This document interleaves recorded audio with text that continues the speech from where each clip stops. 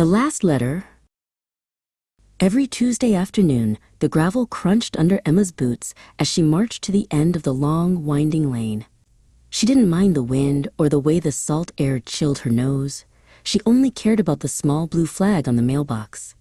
When it was up, it meant the world was about to get a little bit smaller and a lot brighter. Inside the mailbox, she found it. A crisp, white envelope adorned with colorful stamps from a land across the sea. Emma would race back to the house, climb onto her patchwork quilt, and trace the handwriting on the front. It was the familiar looping script of her father, Elias, who promised that every letter was a paper bridge built just for her. Elias was a builder. He spent his days in distant, misty valleys, helping to construct iron giants that stretched over deep rivers. In his letters, he described the roar of the water and the way the clouds felt like wet silk against his skin. He told Emma that even though he was far away, they were looking at the very same sky. The letters arrived like clockwork, until the Tuesday the sky turned the color of a bruised plum.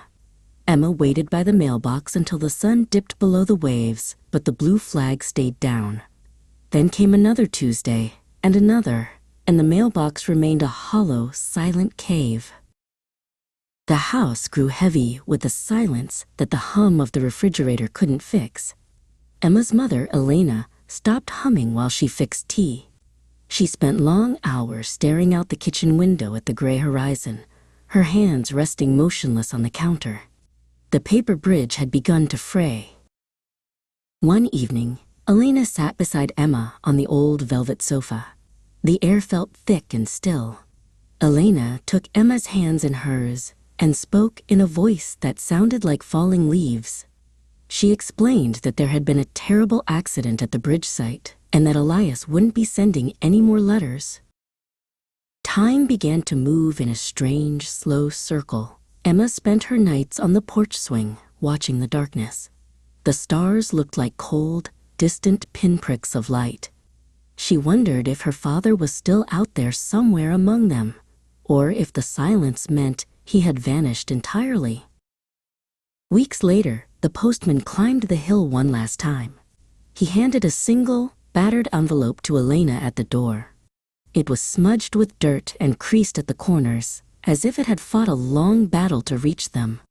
Elena's breath caught as she recognized the handwriting, a final message sent before the world changed.